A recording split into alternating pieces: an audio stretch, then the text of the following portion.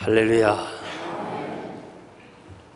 유명한 통계학자며 국가 재정에 관련하여 저술을 남긴 로저 밥스는 국가의 번영은 그 나라 국민의 지적이고 영적인 성장에 달려있다고 말을 한 적이 있습니다. 역사를 돌이켜보면 바벨론, 페르시아, 그리스, 로마, 스페인 등 강대국이 무너지고 역사에서 사라진 것은 여러 가지 이유가 있겠지만은 도덕성 문란과 영적 타락이었습니다. 한때 셀르로폰 제왕 노키아는 세계 시장의 70%를 점유하고 셀르로폰은 노키아가 주관한다고 이렇게 큰 소리 쳤지만은 지금은 무너져서 핀란드가 경제적 어려움을 겪고 있습니다. 제가 신학교 다닐 때에 소니 녹음기 하나 가지는 것이 소원이었습니다. 그런데 가지지를 못했습니다. 그때 우리 신학생 한 사람이 소니를 가졌어요. 녹음기를. 얼마나 자랑하는지 그거 그냥 구경하느라고 사람들이 참 모여서 가지고 싶었어요. 소니가 무너지리라고는 아무도 생각한 사람이 없습니다. 2000년에 주가가 3만 엔이었는데 금년 5월에 1730엔이 되고, 그리고 작년부터 시작해서 금년 5월까지 손실액이 1300억 엔을 손실액을 가졌다고 합니다. 이 타룬 칸나라고 하는 하버드 경영대학원 교수가 이병철 씨 출생 100주년을 맞이해서 한국 기업의 진단과 앞으로 창업에 대해서 주제 발표를 하면서 삼성이 한국의 경제를 20%를 담당했는데 만약에 삼성이 무너지면 한국 경제가 어려울 것이라고 그렇게 이야기를 했습니다. 작년부터 이 삼성 안과 밖에서 여러 가지 어렵다는 일들 이야기를 하고 있습니다. 한 나라의 기업이나 개인이 그 명성을 오랫동안 계속 유지하기가 쉬운 일이 아닙니다. 잠언 8장 18절 말씀 보면 부하게 되고 귀하게 되는 것이 하나님께 있고 장구한 재물도 의도 그러하니라. 하나님이 주시는 축복이 오래 간다고 그렇게 말씀합니다. 무엇보다도 하나님이 주시는 축복은 근심을 겸하여 주지 않는다고 그랬습니다. 오늘 세상의 모든 재물은 근심을 동반하고 있습니다. 우리가 그 사실을 뉴스를 통해서도 잘 볼 수 있습니다. 이 4장부터는 솔로몬의 번영에 대해서 이야기를 하고 있습니다. 우리가 다음 시간에 상고하겠지만은 솔로몬의 식탁이 아주 풍성합니다. 그 번영 전에도 없었고 후에도 없을 이 큰 번영을 받으면서 그 앞에 이름들이 기록되어 있습니다. 솔로몬 정치하에 행정 강요들의 이름들이 기록되어 있습니다. 성경에 이 강해 설교를 하면서 이름이 나오면요 아주 이게 설교하기가 힘들어요. 그래서 이거 그냥 지나갈까 고민 많이 하다가 하나님의 말씀은 우리들에게 참으로 교훈과 책망과 의로 교육하기에 유익하다고 그랬고, 이 긴 말씀을 이렇게 성경에 기록한 것은 어딘가 우리에게 가르치는 교훈이 있지 않겠는가. 그러면서 계속 기도하면서 묵상하면서 제가 깨달은 말씀을 여러분들에게 솔로몬의 번영이라는 제목으로 3가지 말씀드립니다. 첫째는 하나님 제일주의입니다. 솔로몬 왕이 온 이스라엘 왕이 되었고 그 신하들은 이러하니라 기록을 하면서 사독의 아들 아사리아는 제사장이라. 그러니까 제일 먼저 강요 중에 제사장 이름이 나옵니다. 사울 왕은 초대 이스라엘의 왕입니다. 그는 이렇게 참 원치 아니하는 중간의 왕이 되어가지고 과도기의 왕이 돼서 중앙 관료 정치나 세금 문제나 행정에 미숙을 해서 결국 계속 침략을 받아오는 그런 삶을 살았습니다. 다윗은 그가 되자마자 국토를 확장하고 이 전쟁을 일삼고 그래서 정말 큰 땅을 차지하는 이런 외세의 힘은 얻었지만은 내적으로 단결하지 못해서 결국 아들이 혁명을 일으키는 일도 있었습니다. 그가 내적으로 이렇게 다 행정체제를 갖췄다면 어떻게 아들이 혁명을 일으킬 수 있어요? 허술하니까 압살롬이 혁명을 일으켰습니다. 이제 솔로몬은 이 거대한 왕국을 계속 유지하기 위해서 정치, 행정, 외교, 세제 등 조직을 더욱 개편하면서 확대하고 체계화시켰습니다. 그래서 그는 전에도 없고 후에도 없는 번영의 영광을 누렸습니다. 그 비결을 2절에서부터 보는데 제사장 이름이 나옵니다. 그는 왕의 먼저고 그 다음에 제사장 이름을 기록했습니다. 그러니까 왕과 제사장 두 직분은 기름을 받았습니다. 그래서 메시아를 상징하는데 솔로몬은 이 나라는 제사장 나라로서 하나님의 뜻대로 살기를 자기가 표현한 말씀을 우리는 이 기록을 통해서 찾아볼 수 있습니다. 사사시대는 하나님이 직접 왕이셨고 사무엘 시대에 와서 결국 백성들이 원해서 왕과 제사장 직분이 나누어집니다. 그 전까지는 하나가 된 것을 우리가 잘 알 수 있습니다.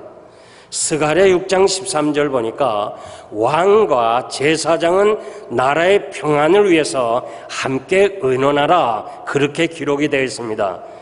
다윗의 내각을 보니까 자신이 먼저고 그 다음에 군대 장관 요압입니다. 그리고 그 다음에 장군들입니다. 장관들.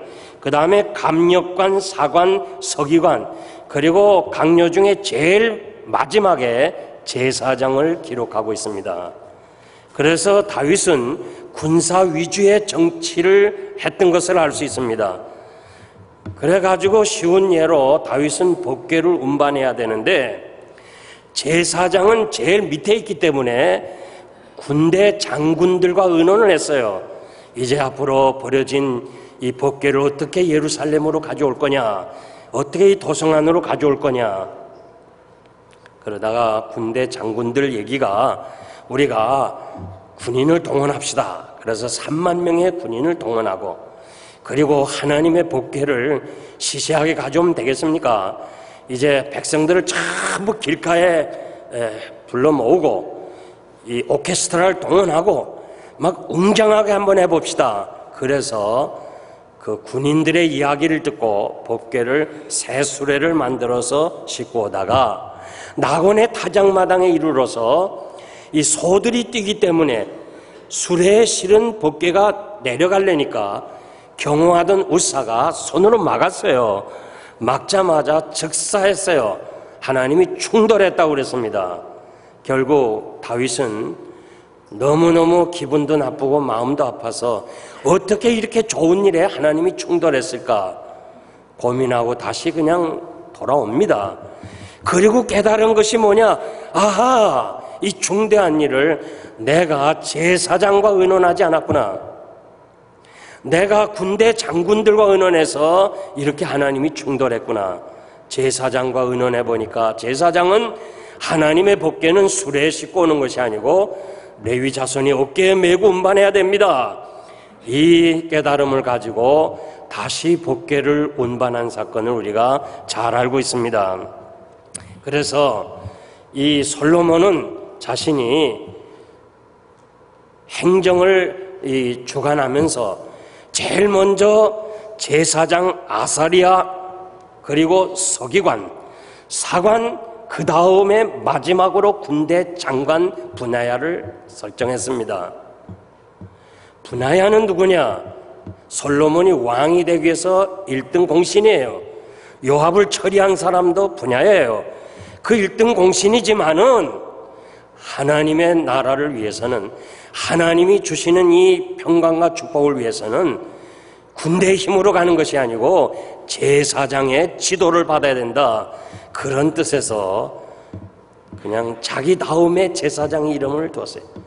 제가 성경을 여러 번 읽으면서 이 말씀이 눈에 확 들어오는 거예요. 야, 그렇구나. 솔로몬의 번영이 바로 이거구나. 하나님 제일주의, 하나님 중심으로 나라를 경영하니까 그가 번영의 복을 받았구나. 하나님 제일주의 뭐예요? 하나님 먼저예요.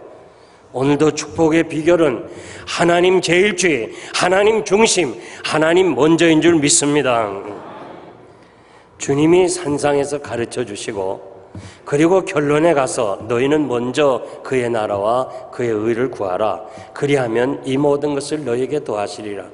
무엇을 먹을까, 무엇을 마실까, 무엇을 입을까, 그것은 내가 해줄 테니까, 그건 내 일이니까 너희들은 그의 나라와 그의 의를 구하라. 그리하면 이 모든 것이, 그 안에 모든 것이 다 있다는 거예요. 이 말씀 너무 귀해요. 그래서 제가 집집이 찾아가서 제일 먼저 너희는 먼저 그의 나라와 그의 의를 구하라. 먼저 예수 잘 믿어요. 하나님의 뜻대로 살아요. 그러면 나머지는 다 하나님이 하신다고 그랬어요. 이것은 날마다 여러분들이 듣고 확인해야 될 말씀이에요. 에베소서 5장 17절 보니까 오직 주의 뜻이 무엇인지 이해하라. 우리가 세상에 살면서 하나님의 뜻이 무엇입니까? 하나님의 나라가 어떻게 여기에 이루어질 수 있습니까? 하나님의 영광을 위해서 사는 이것이 우리의 삶의 목적이 될 때에 우리가 필요한 모든 것은 하나님이 주신다고 약속해 주었습니다. 이 나라를 건설한 건국의 아버지들, 그리고 건국의 기초를 놓은 사람들은 청교도들입니다. 신앙의 자유를 찾아온 사람들입니다. 저들이 잘 살기 위해서 이 대륙에 온 거 아니고 어떻게 하든지 신앙생활 한번 잘해보자, 자유롭게 믿음 생활해보자, 그런 뜻으로 이 나라를 찾아와서 저들은 어떻게 하든지 이 나라를 믿음으로 세워나가려고 했어요. 하버드나 예일은요, 처음에 신학생을 기르기 위해서 만든 학교예요.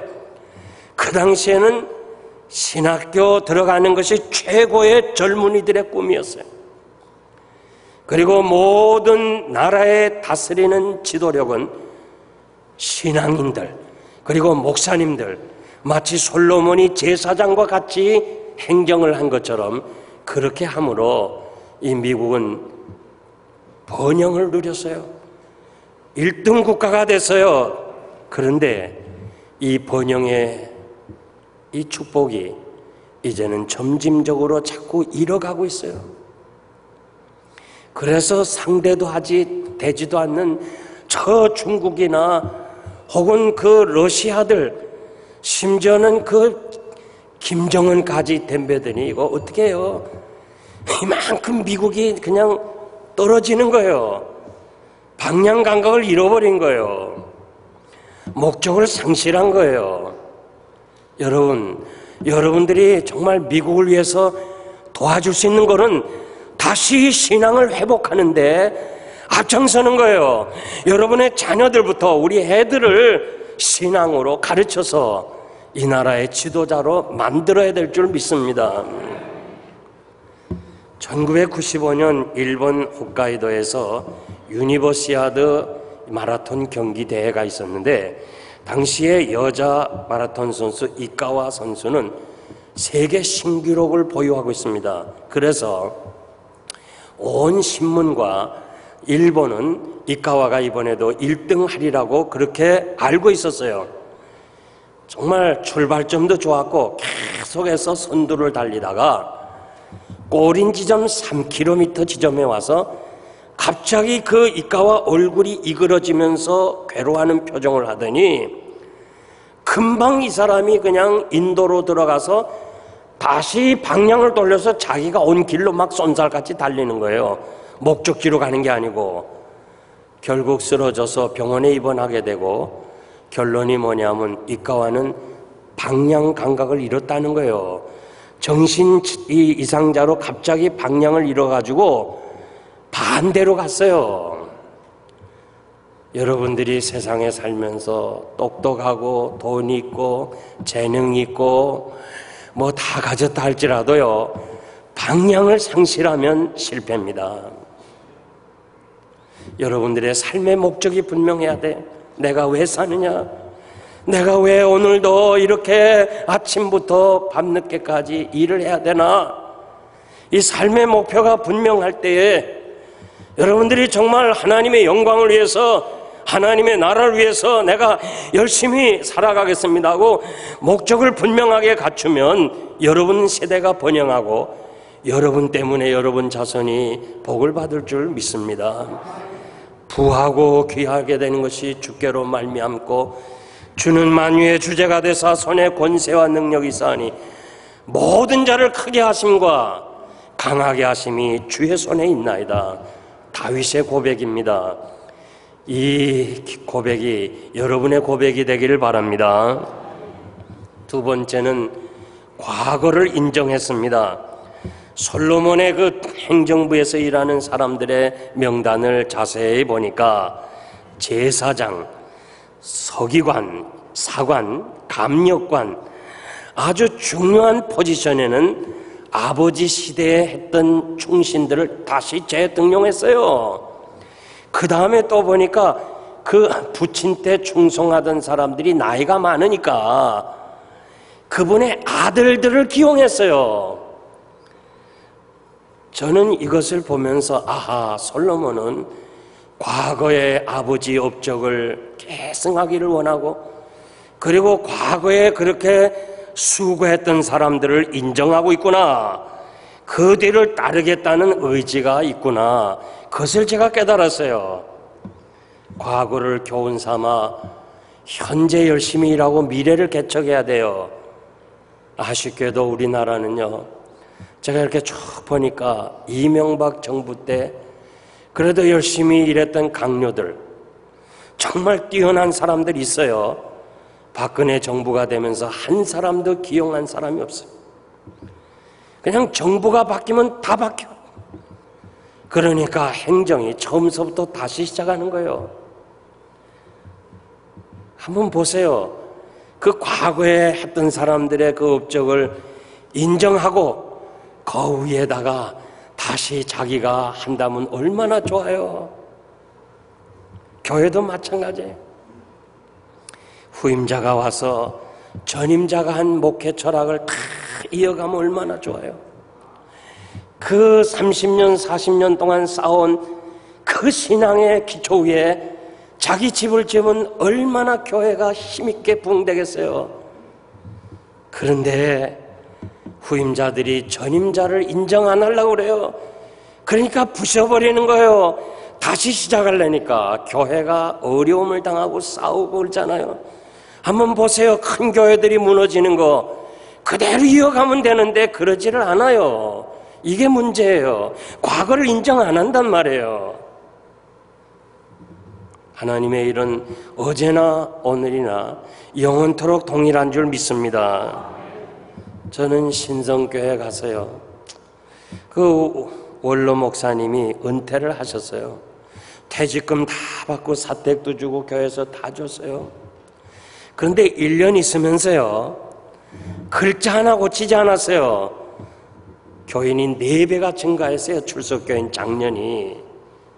그런데 4배나 증가하니까 그 원로 목사님이 다시 목회를 하고 싶어 하는 거예요.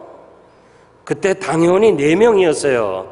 제가 목사님하고 상하면 안 되겠다, 마음 상하면 안 되겠다, 하나님 나를 이 교회를 떠나게 해달라. 그래서 은퇴하고 퇴직금 다 받은 목사님이 다시 와서 하시고 제가 그 교회를 떠났어요. 하나님이 더 좋은 후암제일교회로 보내주었어요. 이학인 목사님이 내가 성수주의를 하다가 공산당한테 잡혀갔고 그리고 6개월 동안 감옥에 있었는데 이 목사가 이것이 좋으면 하고 그렇지 않으면 이 목사 원하는 대로 하세요. 아니요, 목사님의 그 뜻을 이어가겠습니다. 목사님의 그 신앙을 이어가겠습니다. 그래서 지금 33년 동안 영생교회 주보가 바로 후암제일교회 주보예요. 그것이 한국 전통적인 주보예요. 세상에 광고가 축도 후에 나는 주보 보세요. 광고는 예배가 아니에요. 우리 초대교회에서는 온전히 예배와 광고가 달랐습니다. 5년간 섬겼는데요, 9배 교회 증가했어요. 작년들만. 정말 과거를 우리가 무시하면 안 돼요. 웨스트민스터 신학교에 유명한 변증학자 반틸 교수가 있어요.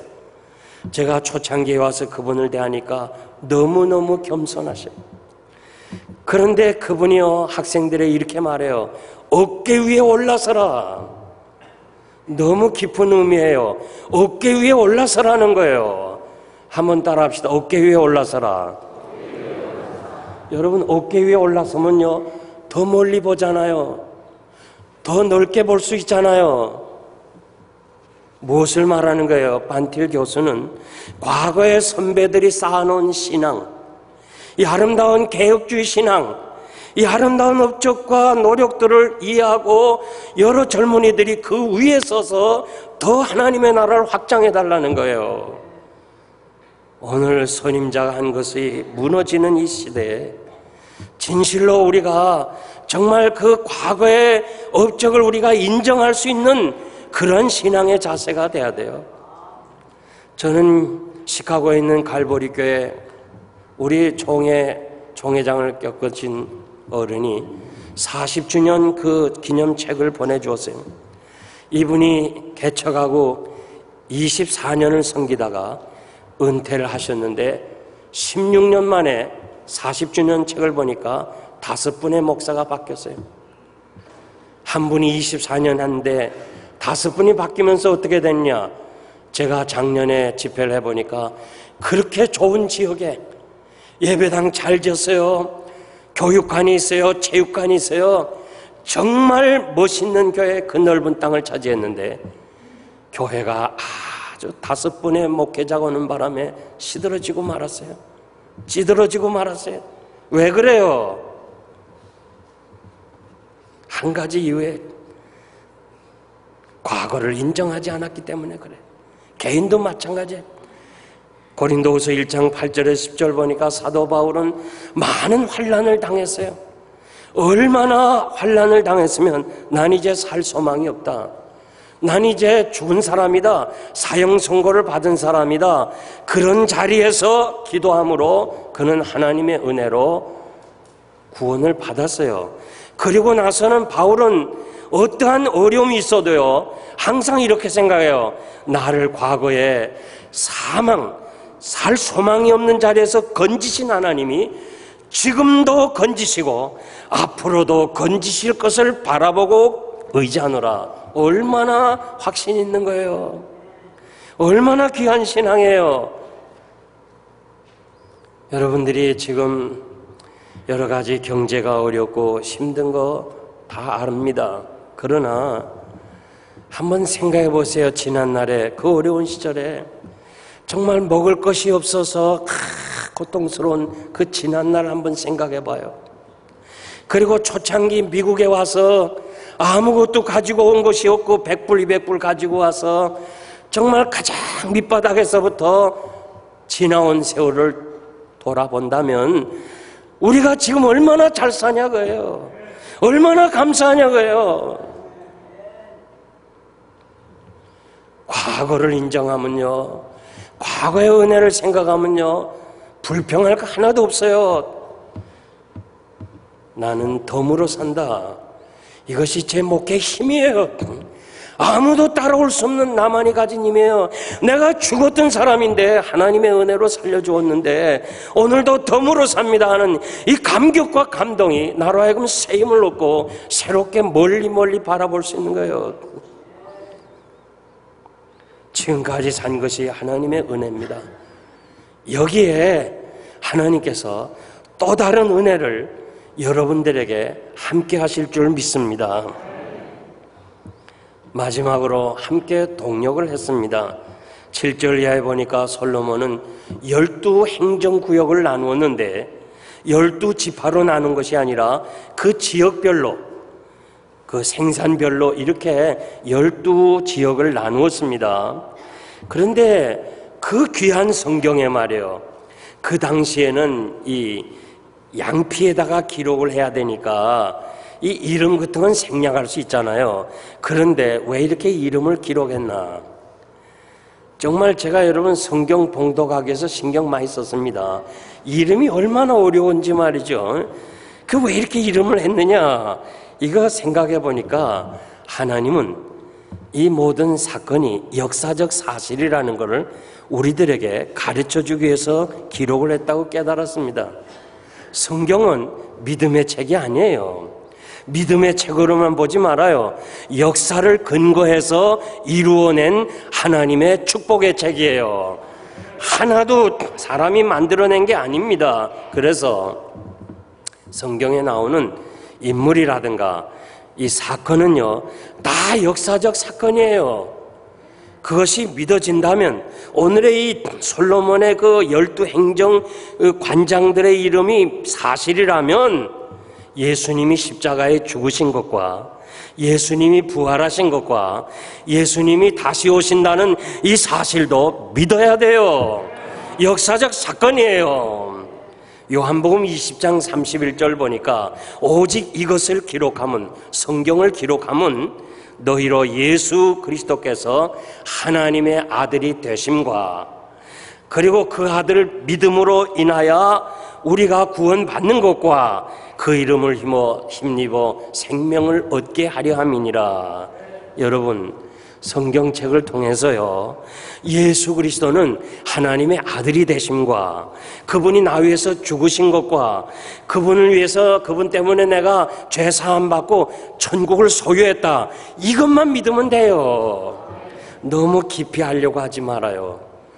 정말 제가 아비심정으로 말씀드리는데 이단에 빠지는 사람 누구예요? 깊이 하려고 그래요. 무슨 계시록을 할 필요가 있어요? 무슨 바코드니 말이지, 베리침, 그거 너무 신경 쓰지 말아요. 그저 예수 믿고 그분이 나의 구주가 되시고 나는 하나님 나라를 천국으로 소유했다, 이 확신만 가지면 되는 거예요. 가만히 보면 이단에 빠진 사람들 보면요, 너무 성경을 많이 보려고 연구하다가 결국은 이단에 빠졌지요. 오히려 성경 하나도 안 본 사람이 이단에 안 빠져요.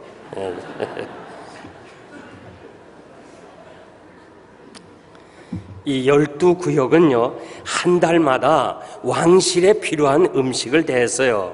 다음 주 시간에 말씀을 제가 상고하겠지만 솔로몬 왕실에서 먹는 건 호합판이에요. 그래서 어떤 비판학자는 솔로몬이 너무 부유하지 않냐, 너무 낭비하지 않냐 그러는데, 이건 하나님이 주신 축복의 번영입니다. 하나님이 주신 거예요. 그래서 이 솔로몬은 보니까 그 신앙적인 부분, 정치적인 부분, 군사적인 부분, 행정적인 부분, 그리고 자신을 영적으로 지도할 개인적인 신앙의 사람도 만들었어요. 5절에 보니까 나단의 아들 아사리아는 관리장이요 다른 아들은 사붓을 대신하니 왕의 벗이라고 그랬어요. 여기서 나단은 두 가지로 해석하는데, 하나는 다윗 시대의 나단 선지자라 해석하는 사람이 있고, 다른 하나는 다윗의 아들 나단이라고 하는 사람도 있어요. 그러나 저는 해석하기를 나단의 선지자의 아들이다, 그렇게 해석하고 싶은데요, 여기서 그 나단의 아들 사붓을 자기 대신 벗으로 삼았다. 대신이라는 말은 코헨 제사장이라 그 말이에요. 성막에서 일하는 것이 아니고 개인적으로 신앙의 상담자요 좋은 자를 두었다는 거예요. 왕이 마치 다윗 왕이 아히도벨이나 후세에 두어서 자기 신앙을 흔들리지 않게 한 것처럼 솔로몬이 이렇게 영적으로 사는 거예요. 여러분들이 만약에요 정말 여러분들 사업이나 가정에 개인적으로 목사님까지 두면서 신앙생활하는 사람 흔들리겠어요? 아니에요. 그래서 여기 가만히 보니까 지금 그 솔로몬은 참으로 자기가 신앙의 길을 걸었던 사람들을 이렇게 사모하고 있었던 그런 걸 볼 수 있어요.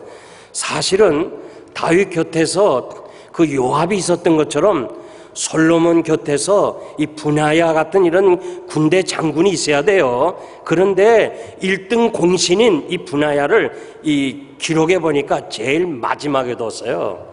이것도 우리가 눈여겨보아야 될 참 중요한 얘기입니다. 그리고 6절에 보니까 아이살은 국내 대신이라고 지명했는데, 전부 우리가 성경을 읽어보면요, 그 강요들을 얘기하면서 누구의 아들 누구, 누구의 아들 누구 이렇게 했는데, 요 사람 아이살만은 아버지 이름이 없어요. 그거 보면은 아버지는 별 볼 일 없는 사람, 자수성가한 사람이라 그렇게 생각합니다. 그러나 가장 중요한 재산 관리하는 대신으로 세웠습니다. 그래서 저는 이 강요 명단을 보면서요, 솔로몬은 어떻게 했느냐, 아버지 시대 때 훌륭한 사람들, 비록 나이가 많지만 그 사람들, 그리고 훌륭한 사람의 아들들, 그 다음에 자수성가한 사람들, 이렇게 자기 주변 사람들과 같이 협력해서 나라를 다스린 것이 번영의 비결입니다. 일본 학자가요, 나 이름은 잊어버렸어요. 오래전에 읽어서, 한국 사람은 모래알이고 일본 사람은 진흙이다, 그렇게 얘기를 했어요. 한국 사람이 개인적으로 볼 때는 일본 사람보다 똑똑하다는 거예요. 그러나 모래알이 뭉치지 못하잖아요.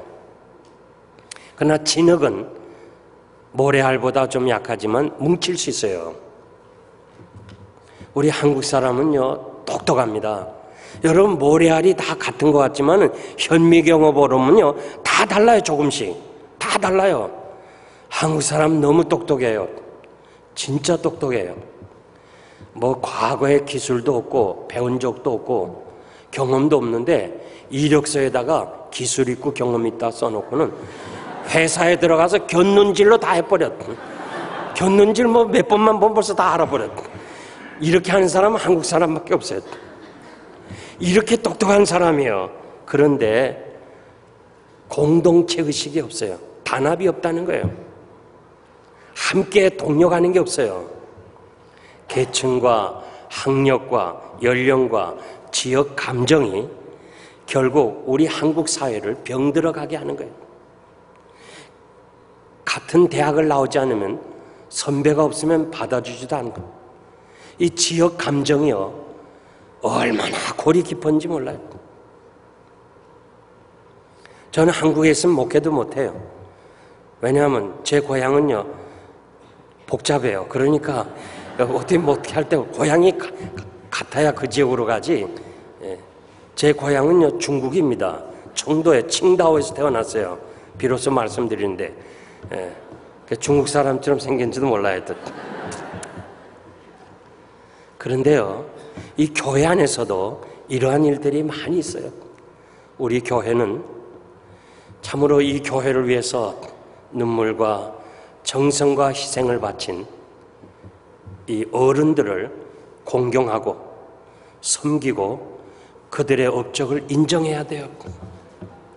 그리고 현재 일하는 장로님들, 집사님들의 그 일에 대해서 조금 좀 마음에 없더라도 격려해주고 칭찬해주고 힘을 도와줘야 돼요. 그리고 앞으로 우리가 자라날 세대, 우리 아이들, 이 아이들을 위해서 전심전력 투자하면서 이 아이들을 신앙으로 양육해서 우리 모두가 다 동력에 함께하는 역사를 이루어 가야 될 줄 믿습니다. 이 예배처서가 말이에요, 어떻게 이루어졌나. 집사님 한 분이 철학 기도를 했어요. 저 2번당에서. 목사님, 내가 하나님의 음성을 직접 들었습니다.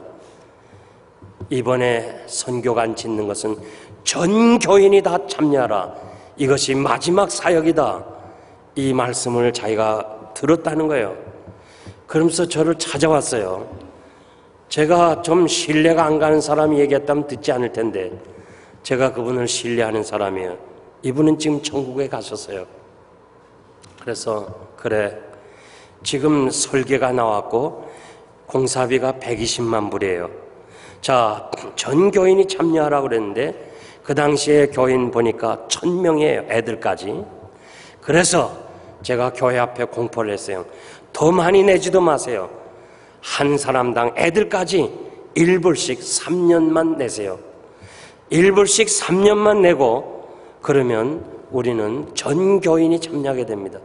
그래서 이 선교관 예배당은 전 교인이 참여해서 결국 160만 불이라는 돈이 나오기 시작했어요. 3년 안에 160만원. 그래서 처음에는 이게 1층으로 지으려고 그랬어요. 그런데 120만 불 공사에 160만 불의 헌금이 되니까 결국 다시 뜯어 고쳐서 2층으로 만들고, 그리고 270만 불이나 되는 공사를 빚 없이 감당해서 오늘 여러분들이 이 자리에 앉아서 예배를 드리는 거예요. 얼마나 아름다운 교회예요. 얼마나 좋은 교회예요. 한번 보세요. 이민교회에서 이만큼 좋은 교회가 있나. 모르면 한번 여행하면서 찾아봐요. 하나님의 축복인데요. 이거는 전 교인이 합쳐서 어린아이까지 하나님 앞에 헌금함으로 일을 이루었어요. 저희 교회 부자 없었어요. 아무도 없어요. 건축을 위해서 많이 낸 사람도 없어요. 전체가 동력해서 함께 하니까 이 일을 이루어 나간 거예요. 바라건대는 앞으로도 이 교회가 주님 오실 때까지 서로 힘을 합해서 마음을 같이 하고 서로 격려하고 서로 칭찬해주고 서로 끌어주고 밀어줘서 아름다운 역사를 이루어가는 하나님의 교회가 되기를 바랍니다. 말씀을 맺겠습니다.